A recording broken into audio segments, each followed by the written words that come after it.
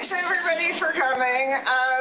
There are a bunch of videos in this presentation, and because of the tech needed to project that, there's a slight lag. So the audio doesn't exactly sync up with the picture. You probably wouldn't have noticed until I said anything. And speaking of the video, they wouldn't have been possible without Roger and David, especially David Rod, and especially Brian Kramer, who Brian did all of the, he was the cameraman and the editor for all of the video shot at the courthouse. Special shout out to Judge Lentz, who was the key grip on the shoot, and our talent major performer in the video who's here. But we'll get to that one a little bit later. And I think that's everything. So my name is Morgan Long. I'm a judge on the Family Law Bench, for those who haven't met me.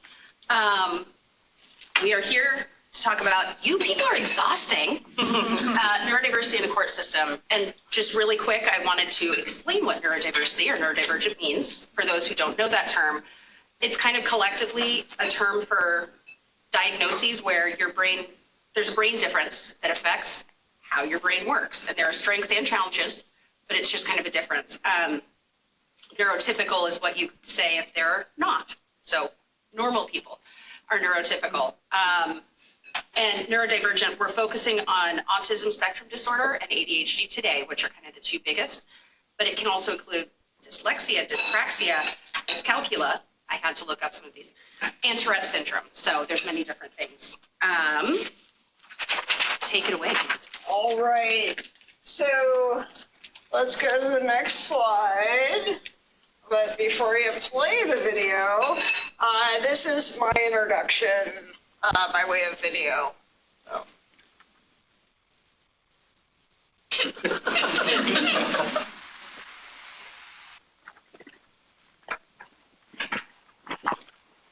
Oh. By this point in my work commute, I've generally almost died at least once. Usually I'm almost hit by a car. Sometimes it's a train. Once I didn't notice that a drawbridge was up.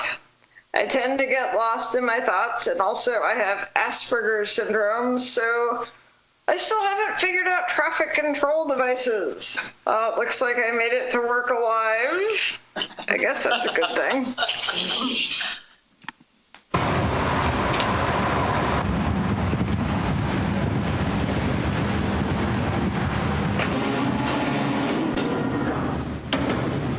I'm Jane Fox. I'm a criminal defense attorney in Portland, Oregon, with Asperger's syndrome and a surprising past. And this is where I park my bike at work. So in case you didn't believe me that I have an autism spectrum disorder, check that out. So I go to court pretty much every day, and this is my entire court wardrobe. 3 identical Anne Klein single button blazers. And there's 3 pair of pants. And there's 1 pair of shoes. Well, okay. Technically, there's 2 pair of shoes, but they're identical. So when 1 pair gets scuffed up, they go to the shop, and then I wear the other pair until they get scuffed up. And you get the idea. Anyway, I haven't always just been a public defender.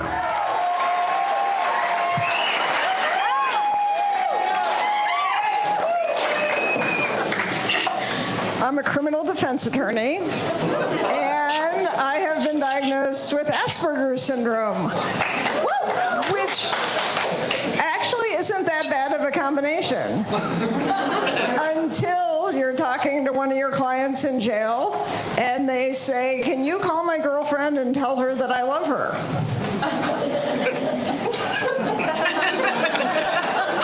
No.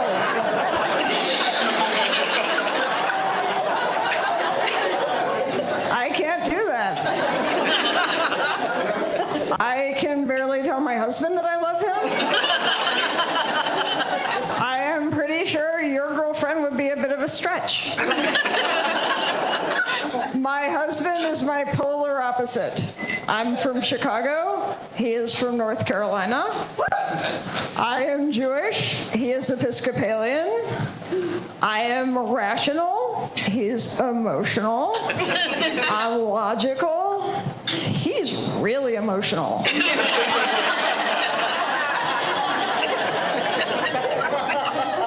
My husband's basically a gigantic Southern Belle.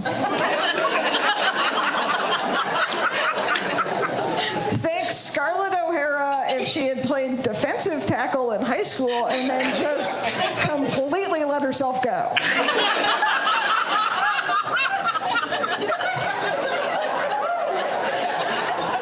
But we're perfect for each other because I have Asperger's and he has cheeseburgers.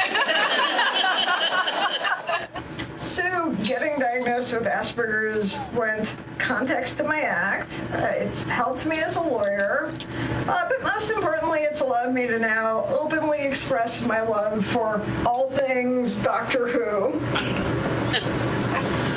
which has become really popular now.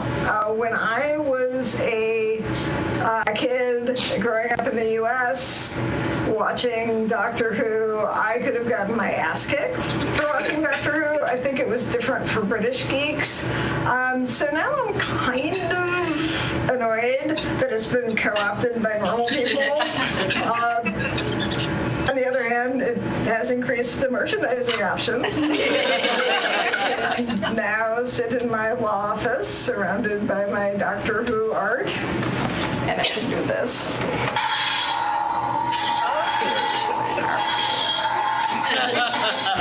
So I'm no longer pissed that Doctor Who has been co-opted by neurotypicals because I've realized, it, by the way, is an obsession. I've realized that I can now watch classic Doctor Who, stuff I watched as a kid, on BritBox, which seems like a great way to spend the quarantine.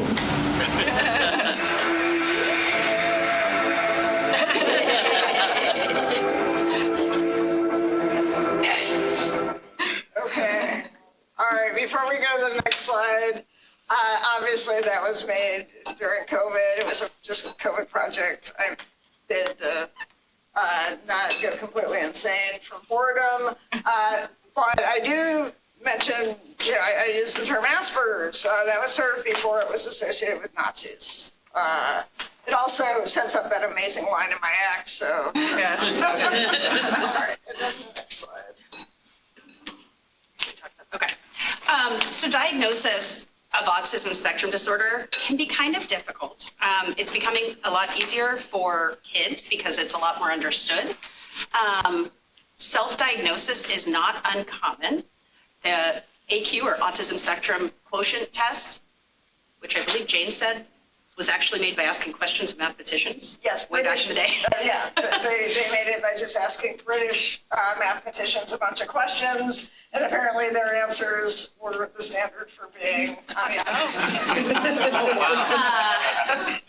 And yet somehow we didn't go into math careers. I don't know. So that test is widely available online and is often used by people to self-diagnose, in part because it can be very expensive to get diagnosed. It can be a very long process. And frankly, it's not always really needed, especially for those of us who are diagnosed as adults. So no longer able to get IEPs and school supports and such. And so self-diagnosis is really recognized as valid within the autism community, at least. And as it says here, the AQ in 2001 was published by Simon Baron-Cohen, who is apparently Borat's smarter cousin, which I didn't know, and I appreciate it that Judge Fox let me know that. So you heard a little bit from Judge Fox, and I'm very sorry that I'm not going to be as funny as she is. I have never done stand-up comedy. Although I would say one thing we have in common is my husband is from Virginia and is also a Southern belle. Didn't think to use that term until she did, but I thought, yes, yes. So my diagnosis actually started in a way that it does for a lot of people who are diagnosed as adults, where my child was diagnosed. He was having some struggles in school, and I never would have thought that he had ADHD or autism based on his outward appearance, and his teachers were really surprised. Why are you asking me to fill out these forms for ADHD? He sits quietly. What are you talking about? And he broke that test with how high he scored, and then eventually was diagnosed with autism. And it's not uncommon for it to happen that as the therapist is sitting there telling us all about, so these are some of the things that might be the challenges, and here are some of the strengths and all of this, and she's talking about features of ADHD, and my husband's like, I'm like, what? I don't know what you're talking about. I have no idea. I only identify with every single thing. So I was kind of first diagnosed by my husband. And then eventually when he was diagnosed with autism, I started realizing, again? Okay. And amazingly, it actually went up another generation, and my mother has now been diagnosed in her late 60s. So it's interesting as things become more known that it's almost going backwards in some ways. And it's interesting with the diagnoses, when I said that my son, I wouldn't have guessed it, and most people wouldn't.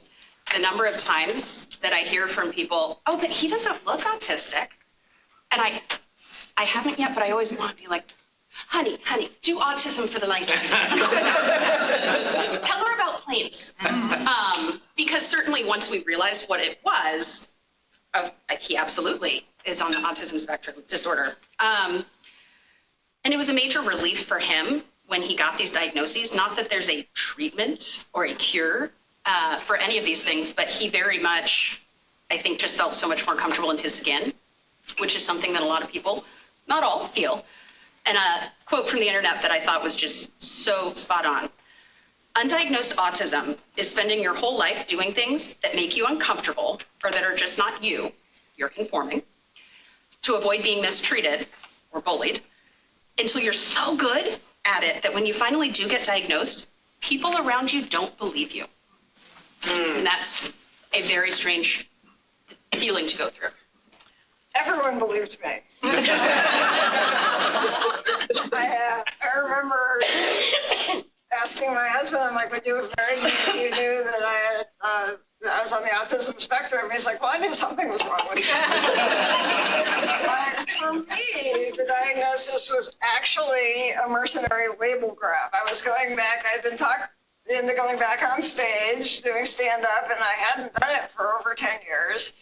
Comedians need a hook. And I can't juggle and I can't do impressions, so I thought, I'll be the Aspergian comedian. So then I had this, because I kind of knew.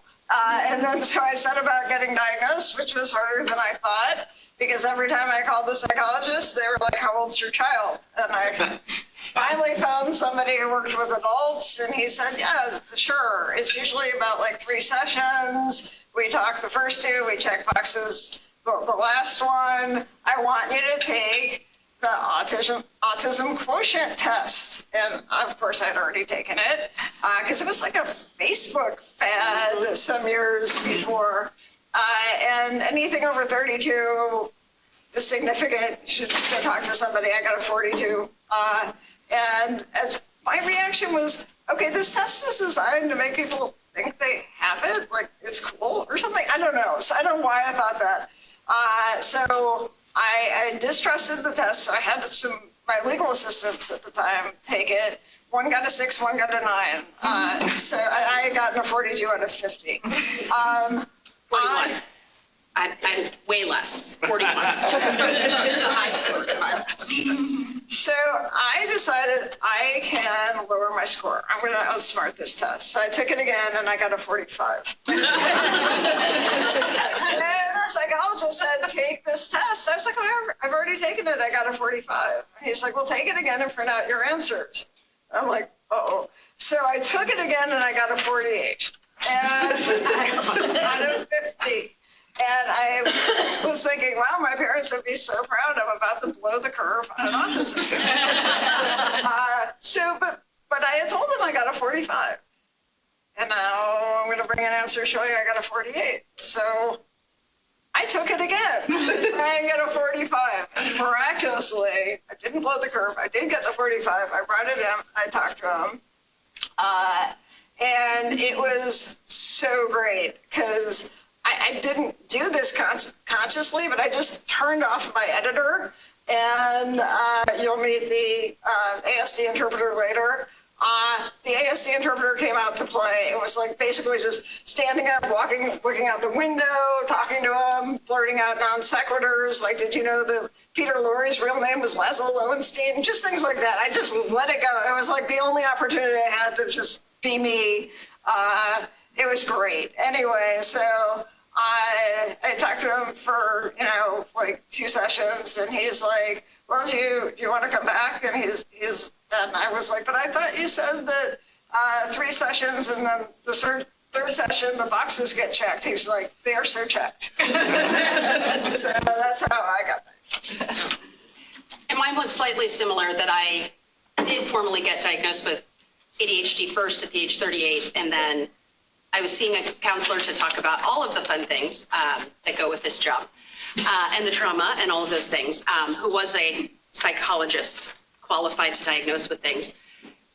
And after, a good 2 years of talking to her, I'm like, I feel like I should really seek, like, do I actually need this diagnosis? And she went, why? Like, why do you need it? I said, I don't know. I feel like maybe I should know, like I shouldn't pretend. And she went, yeah, you're diagnosed. Like, I've been talking to you for 2 years. You're good. So. All right, I think, next slide? Yep. Okay. So, autism spectrum disorder, the causes are not well understood. Genetic, biological, environmental, not really known. And everyone can have it. All ages, appearances, cultures, intelligence levels, backgrounds. Estimated 1 in 54 children in the US, though of course who knows, because it goes undiagnosed sometimes. It often comes with other medical conditions and physical things. You can read all of those, it's a long list. And interestingly, estimated 90% of adults are unemployed or underemployed. That can be for a variety of reasons. Obviously, we should already be on the Supreme Court by now. ASD is holding us back. 7 times more likely to be involved with the criminal justice system. And the study said victims or perpetrators. We added in lawyers. Honestly, the law for lawyers, it's actually pretty great. And we'll talk about that in a little bit. It doesn't specifically affect life expectancy, but the mortality risk is twice as high as the general population, in large part due to accidents. So remember all the red lights? Which, by the way, I did not do that on purpose. I just noticed when I was editing that I had run like 10 red lights. So I put it in the video. Don't follow me across the street. I almost killed the receptionist at MPD when he first started. He just assumed I knew what I was doing, started to follow me across the street, and he almost got hit by a car. So don't follow me across the street. I guess next slide. Next slide. So a lot of people have heard that it's a spectrum. And so you would kind of think that it goes from, more autistic, less autistic.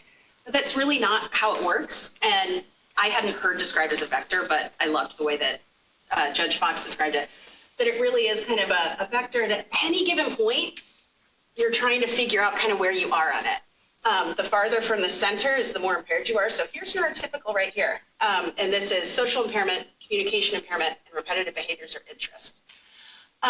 So it's multidimensional. It's not linear. And the vector, the place you are on the spectrum, also changes from moment to moment depending on what's going on. Right now I think we're functioning pretty well, right? we're basking.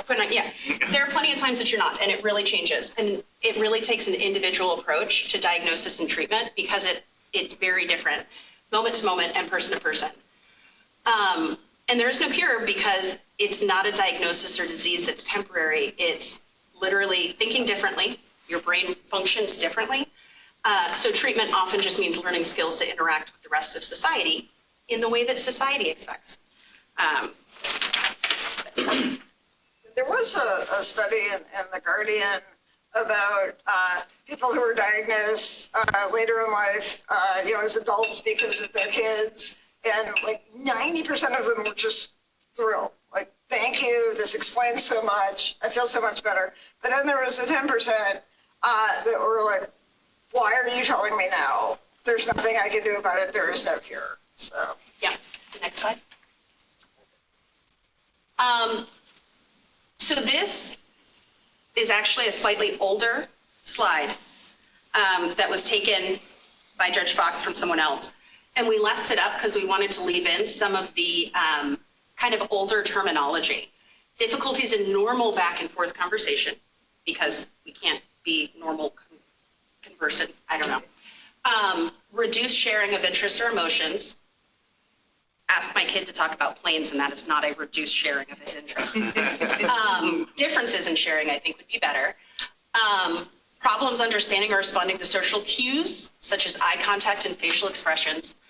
I think, again, it's very different. It was amusing to me when we were preparing in Judge Fox's office, and I was thinking through my usual thing of, am I looking at the right place on her face?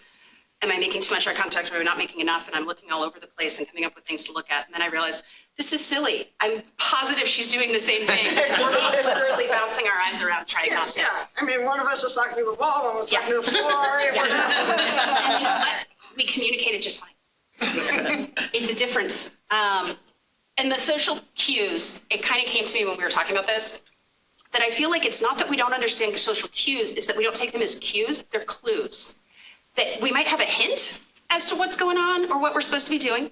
We can tell if someone's like, oh my God, we're done with this talking, but you don't necessarily know why. So they're clues, which is different. Deficits in developing, maintaining, understanding relationships. I don't necessarily think it's trouble making friends. It's different, and it often looks different. And then they're restricted and repetitive patterns. Again, they're different. Hand flapping and toe walking, playing with toys in an uncommon way. I mean, a lot of kids line up cars, so it's not necessarily that different. Speaking in a unique way, odd patterns or pitches in speaking or scripting from favorite shows. I will admit that if you get to know me, the amount of references to TV shows, movies, anything, my clerk is laughing. That is how I communicate. Did you see that movie though? Because that scene. Having significant need for a predictable routine or structure, exhibiting intense interest in activities that are uncommon for a similarly aged individual. I know plenty of people in their 40s who love Legos, so don't judge me for how often they are. Unusual sensory behavior, like indifference to pain or temperature, or excessive smelling, touching of objects. Fascination with lights and movement. I think it's interesting it's fascination because most folks that I know, it's actually an intense sensitivity to light. And then being overwhelmed with loud noises. Sometimes overwhelmed, sometimes I need to listen to that song on full volume to calm myself down. And so it's really, again, kind of back and forth. But language has become less pejorative. Differences, not challenges, because a lot of it really is just a different way of doing things. One thing I was going to mention that I was surprised wasn't on there for unusual sensory behavior is there are many smaller diagnoses that tend to be very prevalent in autism. And one of them for me that's really strong is misophonia, which is a big word for, oh my gosh, annoying sounds. And plenty of people think, oh yeah, I hate it when someone's crunching really loud in a quiet room, that's so annoying. No, literally we'll be sitting at the dinner table and my husband is just eating his food. And I'm feeling intense rage and hatred inside every part of my body and thinking if he doesn't stop eating like that right now, I'm gonna put his head through the window, right? I am not a violent person, it is literally that strong, and it's not all the time. It's a very strange thing, but there are certain noises that it literally is immediate and intense and almost painful. So there's a lot of interesting sensory things that come with that you have to learn how to deal with. Because gosh, when you're on an airplane, you can't just tell everyone on the plane to stop eating. They don't listen. For me, I have textural issues. I like, loose-fitting clothes. I don't like things touching me. And finding acceptable foods to eat because of the textural issues is a challenge because if I'm expecting one texture and I suddenly get a different texture that I'm not expecting, it's very upsetting to me. So if I'm expecting a smooth texture and there's an unexpected crunchy element, I have the same feelings of rage. So for that reason, like if I go out to eat, I just avoid onions because sometimes onions are undercooked and it rocks my world. So that's my big issue. And then the next slide. This is my favorite quote ever. Yeah. I'm autistic, which means everyone around me has a disorder that makes them say things they don't mean, not care about structure, fail to hyper-focus on singular important topics, have unreliable memories, drop weird hints, and creepily stare into my eyeballs. So why do people say you're the weird one? Because there's more of them than me. I wanted to talk just briefly about some of these where it says these things they don't mean. I think it's a myth that's widely known about or spread about autism that you can't lie or understand sarcasm or use it. I'm an incredibly sarcastic person. What I think, it's not that we can't lie, it's that it's really much harder to fake sincerity. You know, oh my gosh, I love this person, they're so great, when you think you don't. You can probably tell if I'm doing that. I can't necessarily, it's harder to do that. And similar, I wanted to just say, often lack of emotions or compassion is associated with that. And I think it's, again, a different way of showing them and processing them. Many people that I know, including myself, are kind of hyper compassionate and hyper empathetic. And it's almost painful when someone else is feeling pain or sorrow. My son literally sometimes cries when his brother or sister is crying because he's like, I'm feeling the pain that they're feeling. We can literally have like trauma from watching something violent on TV. Like it's almost hyper. It's the way it's expressed. And there is a lot of empathy and compassion. It's just not always evident outwardly. Next slide. Okay, we put all of my stuff in the middle and now I'm feeling like I'm talking too much. Not at all. So types of autism, you can kind of read through the slides. It was a path to get to the current understanding that autism is a spectrum. And now both the DSM and the World Health Organization officially consolidate everything into one spectrum disorder, including Asperger's, which, as Dr. Fox said, didn't know for a long time, many of us, that it was associated with Nazis. Dr. Asperger was literally trying to figure out people with this issue. Are they functioning enough that we can use them to work, or should they just go directly? And when you realize that, you think, yeah, but it rhymes with cheeseburger, so it's hard. So under the new umbrella, oh, can you click the thing again? Under one umbrella diagnosis, this was the limit of my PowerPoint, but I was very prepared. So the unified approach is a modern understanding that it's more of a spectrum condition and instead uses functional descriptions on kind of how you function. And that can include basically descriptors regarding support and what needs there are. And for the most part, the functional descriptions kind of talk about what other disorders or conditions are co-occurring. For instance, it could be without disorder of intellectual development, and without impaired functional language, which in large part describes people who would have previously been described as having Asperger's syndrome, both of us. So we have intact speech and intellect, but our social and sensory differences are strong. It can also be with or without disorder of intellectual development, without the functional language. And I think the way that it's described helps to explain a lot. Things like we think of Rain Man, right? Where, you know, there's so many different, our cultural references to people with autism where you think, but they literally couldn't talk, or they couldn't do this, or they couldn't do that. And it's like, because it was somebody who fell under one of these other functional descriptions, not because of the autism itself, because they had some sort of co-occurring issue. And I just want to say often now, instead of, bless you, Asperger's, a lot of people say high functioning autism. And I still feel like that's a misnomer because it changes moment to moment and is more like a spectrum or a vector. And much of the time, he doesn't look autistic. And I think, yeah, but how functioning is he?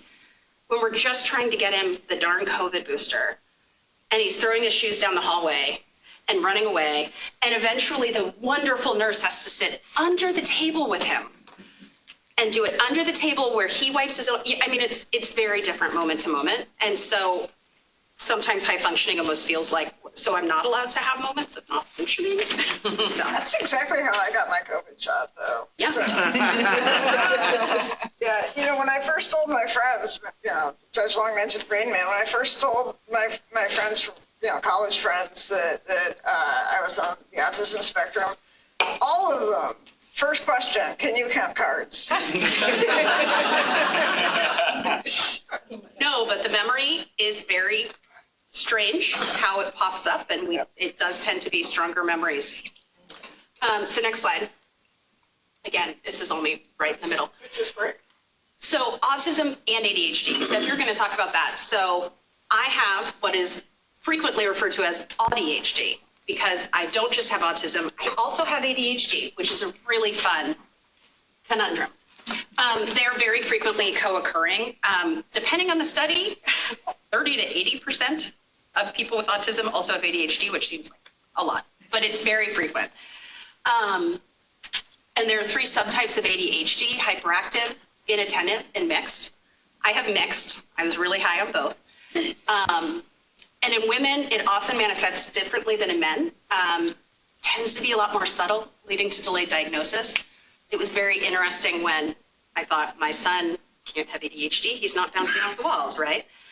And I was told, oh, it's because he has female presenting ADHD. And I was like, he does? And what does that mean? Luckily, they don't refer to it as much that anymore, but it is more frequent in women that it tends to be quieter. You know, do I flap my hands or run around? No. Have I been gesturing a lot? Yes. Am I tending to do this? You know, I do move a lot. It's just so much more subtle. And it just tends to be a lot quieter, which is just how a lot of girls and sometimes boys can come across. ADHD can also mask traits of autism spectrum disorder, leading to delayed or incorrect diagnosis. So it's very interesting because some of the things that they almost work against each other, but it can really lead to increased masking without necessarily trying to mask it, because they almost fill in gaps. And so it's a very odd thing. Autism and ADHD do share a lot of characteristics: social skills, attention, sensory processing. To me, ADHD feels like I'm running 2 competing operating systems. They're trying to get along, but not quite, in the background of the outward-facing operating system at all times that I'm actually giving to the world, the masking, right? So it's really exhausting. You want to talk about the drop-down menu? Yeah, so when I was young and I was interacting with people, basically I had developed sort of these drop-down menus. And when I was very young, it was just 2. One was a list of things that have gotten me yelled at for saying, and the other one was things that have not gotten me yelled at for saying. And so when somebody would ask me a question, I would just furiously scan the drop-down list and try and pick the answer that wouldn't get me yelled at. So that's what I developed as a way of, it wasn't exactly an operating system, but it worked at the time. And I resonated so much when she described that. Building rules, so-called rules of how to behave, is very common and exhausting, and gets a lot more complicated. Luckily, autism also tends to, and ADHD, tends to come with relatively fast processing. So you can do it really quick as you're scanning it all and not look like you're too delayed in answering. So some of the ways that the ADHD has the competing is you're bouncing from idea to idea, but also having a strong passion for special interests and getting hyper-focused on things at times. Tending to act on impulse, but also struggling with unexpected changes. Getting excited by new environments and experiences while also craving structure and familiarity. I am the queen of, yeah, that sounds great when invited to something, and then it comes up and I'm like, I want to stay home. Why did I say that? craving excitement and stimulation, and also needing a lot of rest and calmness. It's a very interesting kind of back and forth. I need intense structure and routine, and I'm also pretty much incapable of following a routine or structure when left to my own devices, so it's fun. So a couple months ago, I was heading to a CLE with Judge McGuire, and as we're driving along, and I'm going across backcountry roads, so I really can't be touching my phone much. We're driving along, and suddenly this alarm starts going off, and it pops up on CarPlay, so you can see what the alarm says. And it's like 7:30 p.m. Be bath if needed. I'm like, ignore. But I can't turn off all the alarms. I'm thinking, oh God, she's going to see them all. 7:45, the alarm goes off.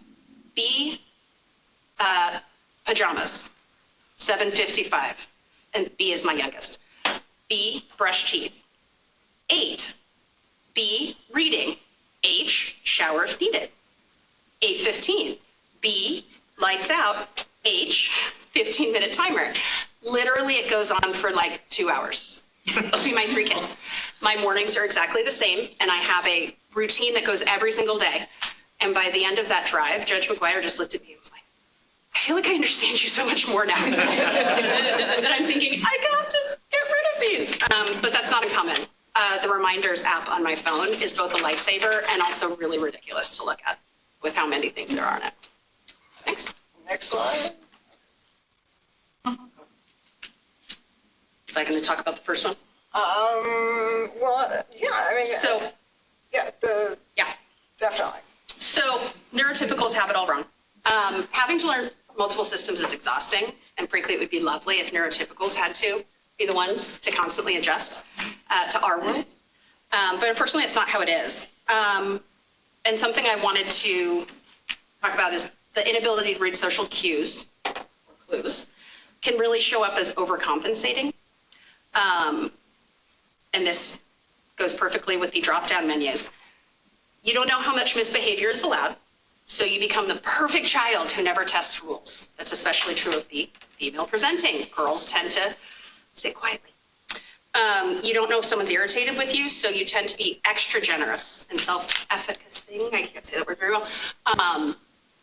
You don't know how much is expected of you at work, so you will kill yourself in a minimum wage job and never notice that nobody else is working that hard. Hardworking and quiet really should be as much of an autism red flag as ignores rules and doesn't know when to stop talking. Because often you're trying so hard just to go within the boundaries that you just kind of get into this small space, especially when you're a kid. And it can be very hard to know. People with autism sometimes are accused of liking to argue or asking too many questions. I think all of us experienced a time in our childhood when our teachers were sure that we were trying to actually set them over the edge. And because we asked so many questions that to them seem utterly inane, you're just trying to break me, you're just trying to mess with me. And it's not. It's literally, we're very factual, logical, and we want all the information. And so there are times that my husband will suggest something and I'll ask 10 questions because I'm thinking, well, before I answer, before I commit to doing something, I want to know all the answers. And by question 8, he goes, fine, if you don't want to do it. I'm like, no, you convinced me. This sounds great. What are you talking about? And he's convinced that I've been challenging it and coming up with all these reasons not to do it. I'm thinking, no, I'm just asking questions. And in my kid's therapist's office, we used to play games. And she laughed several times because she would take out a new game and be explaining the rules to all of us. And I always had like 5 extra questions. Okay, but if the red one doesn't go there, then what's going to happen? Like all of these crazy hypotheticals. And she just laughed a bunch. She goes, I've never had someone ask this many rules. I'm like, I want to know how to play the game in advance. And often if we don't ask the questions, it almost feels like a test that we're going to fail. We're expected to say something and say the right thing. And another part of the trip that I was on with Judge McGuire, we get to the hotel and Judge McGuire says, yeah, I was booked by the group that's putting on this conference. And they said, oh, okay, great. And then they look at me and go, are you with the group too? And for a minute, I was stuttering going, what? Yeah, but yeah, and I couldn't decide what to say. And thank heaven she took mercy on me and said, yeah, she is. Look her up. Thank you so much. Because in my head, I'm thinking, well, I know Judge McGuire's on the list because she's on the group that does this, and so she's getting her room paid for, but I'm not on that. But they did technically give me the code so that I could get the reduced rate with it, but that's not being paid for by them. So am I with the group or am I not? And I literally just kept bouncing, and I couldn't decide. Am I or am I not? And she said, well, just pick one, and if you're not on the list when they look at it, they'll know you're not with the group. I think, oh, that sounds so much easier.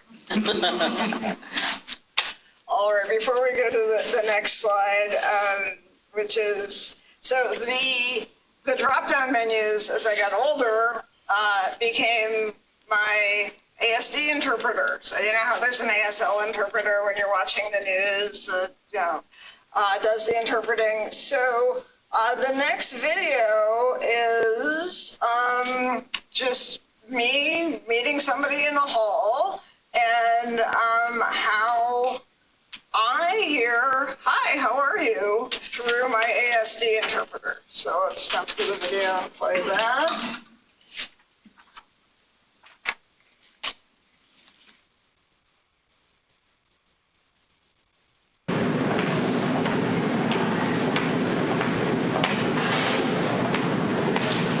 Hey Jane, how's it going?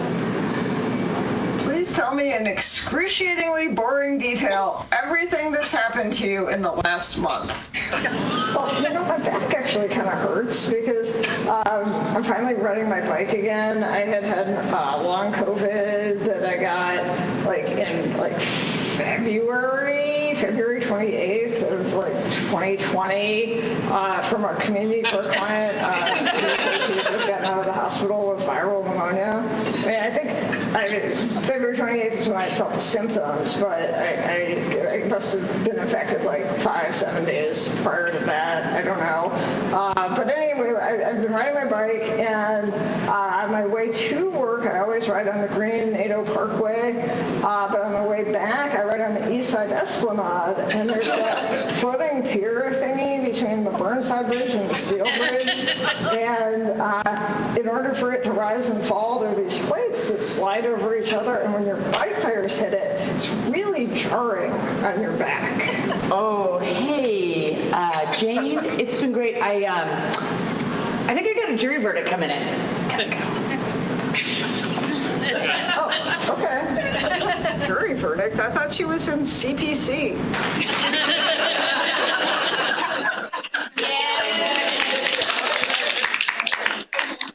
Everything about making that video was so much fun. I got to, write a script, which I haven't done since I was in LA. But the best part was working with Judge Black, who I always knew was funny, but I had no idea was that. It was so great. All right, so now you've met the ASD interpreter, and the ASD interpreter, besides being wildly inaccurate, as you just saw, also has absolutely no sense of boundaries. This year's Doctor Who calendar. I am so excited. This is my favorite time of year. Let me see. Would you just chill?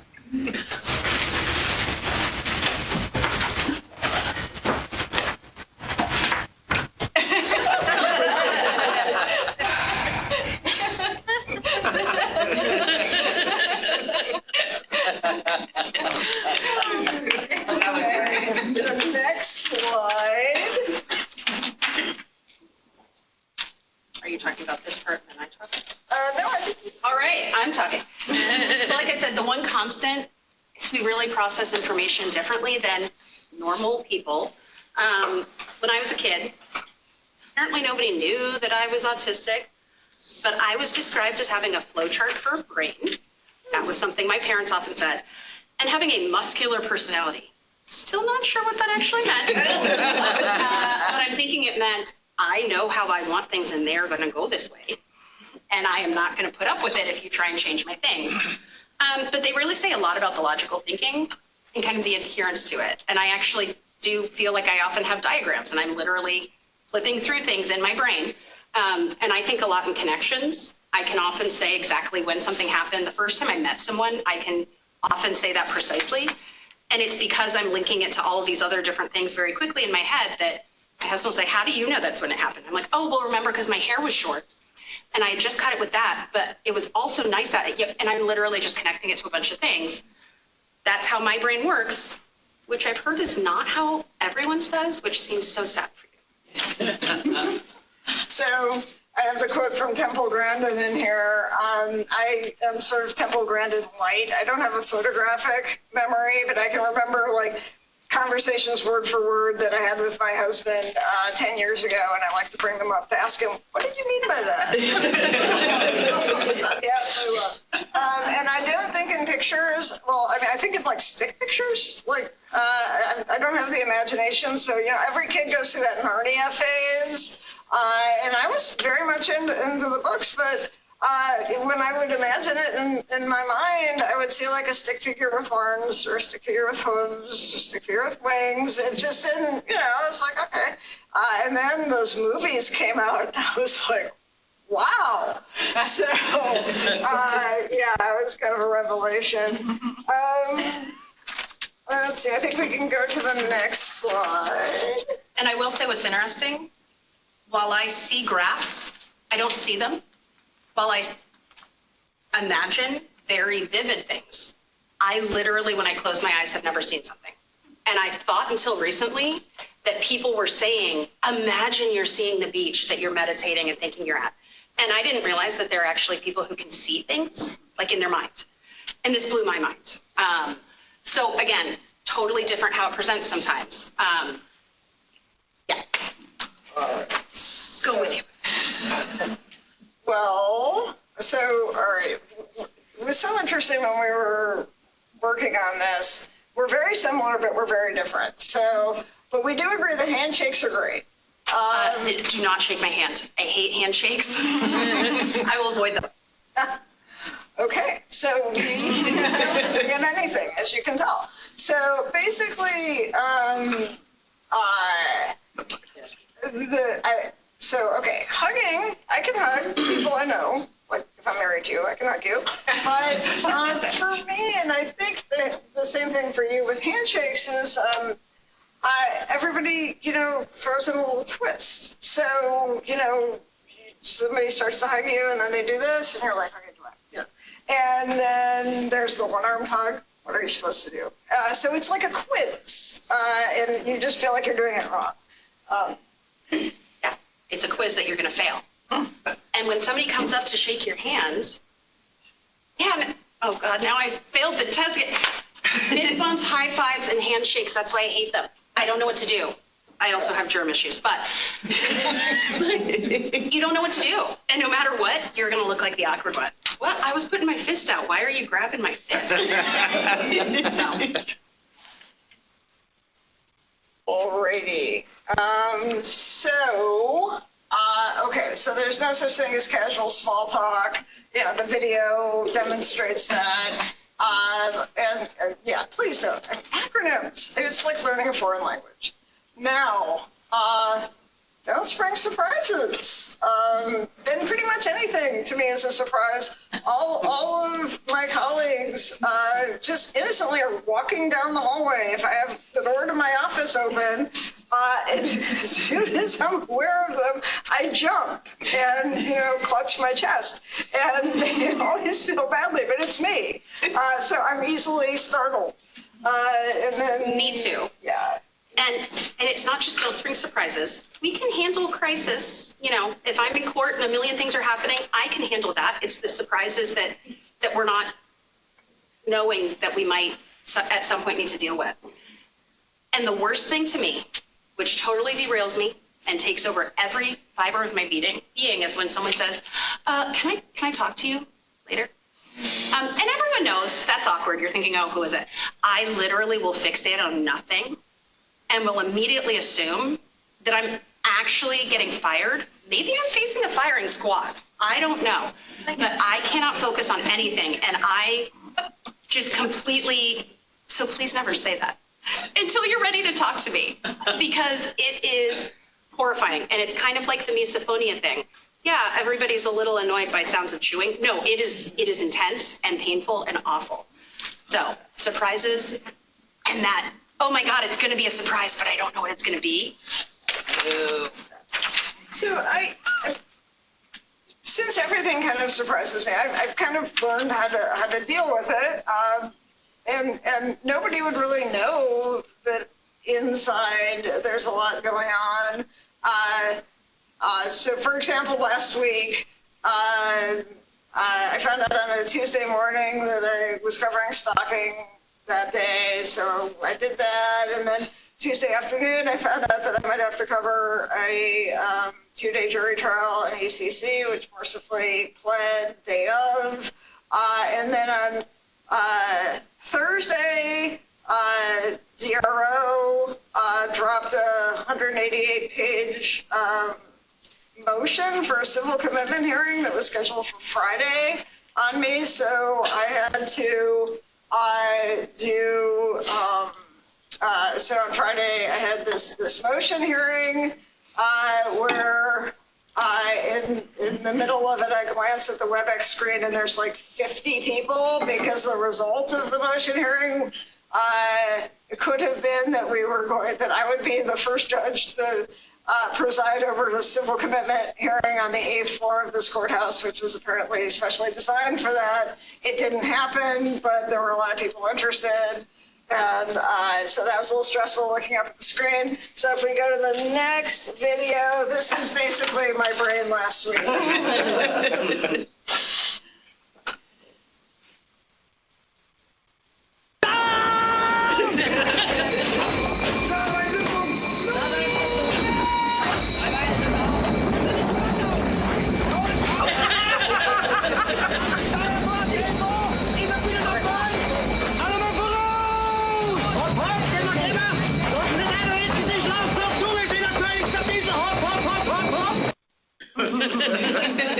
All right.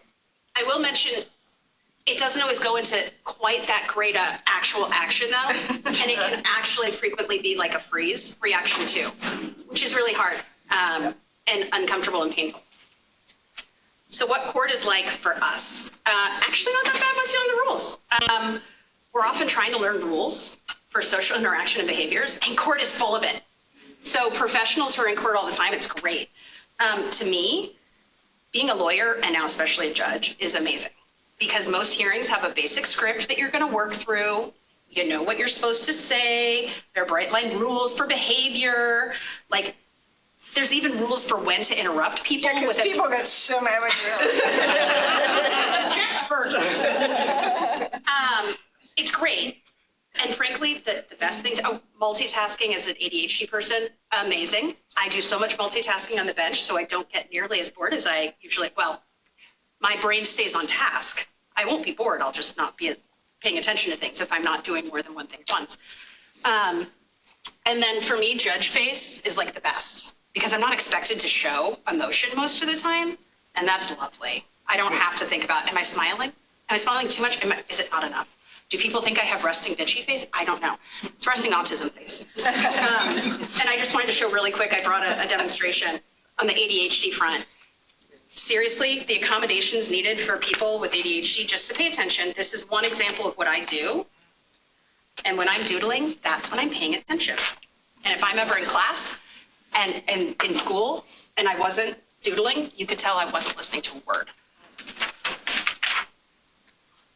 So, sorry, I was going to say, but it can be very overwhelming for litigants who are not familiar because they've figured out all these rules and then suddenly there's new rules and they don't necessarily know them, which can lead to a lot of discomfort, freezing, or just, difficult, requires flexibility.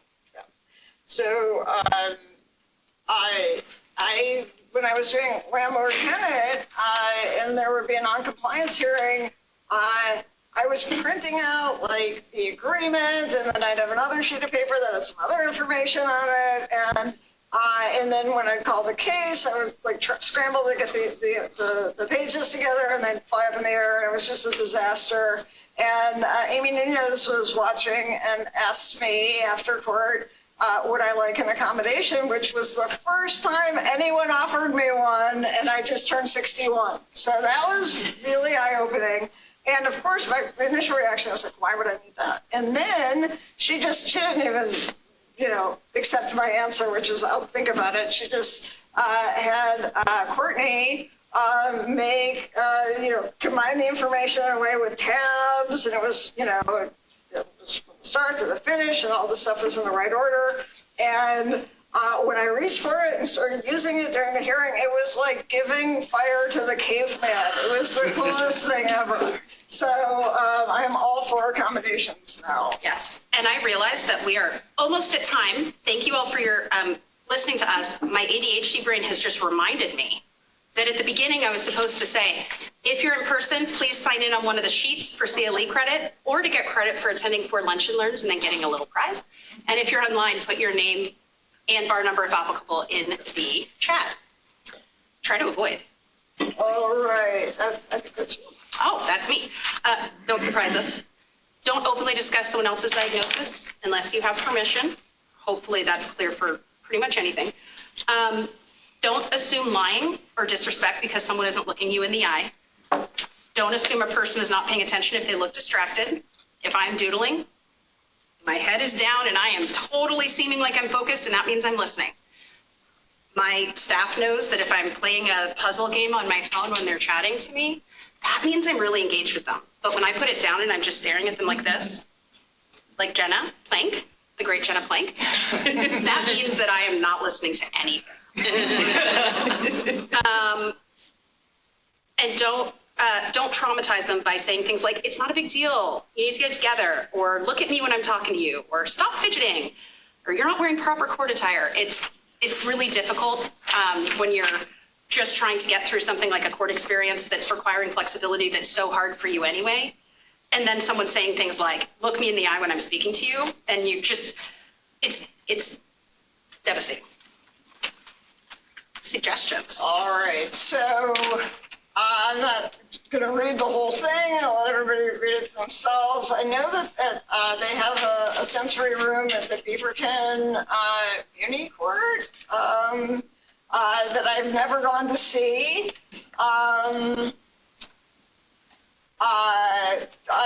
That last one, assume good intent during communication, no matter the delivery. I mean, I know it's easy to assume that this person is like specifically trying to ruin your day. But honestly, just think to yourself, like, would I act like this if I could help it? No. And chances are neither can they. So let's go to the next one.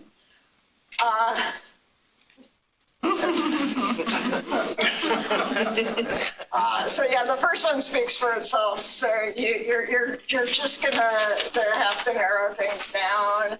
I suggested just were you told to come here today? And obviously simplify. Matching facial expressions is always a good idea. And if they stand in a courtroom and just stare at you, don't call security. They're wondering where they should sit. And honestly, they can end up, taking the judge's seat if you don't tell them where to sit, because it just won't click with them, like what's an appropriate area to sit. It is very true. Judge tips. Try, and really several of these are for anyone who's in your courtroom. Try to explain the process without using terms of art. Again, keep questions limited. If you ask a person with autism, is there anything you'd like me to know before we're sentencing? Want to clear your calendar, because they're going to start back when they were born and move forward about the things you should know about them. And please don't assume they're purposely trying to drive you crazy. They wouldn't be acting this way if they could help it. And that's really when I think about things like teachers that are thinking, why are you trying to ask me all these crazy questions and drive me up the wall? All right, and then...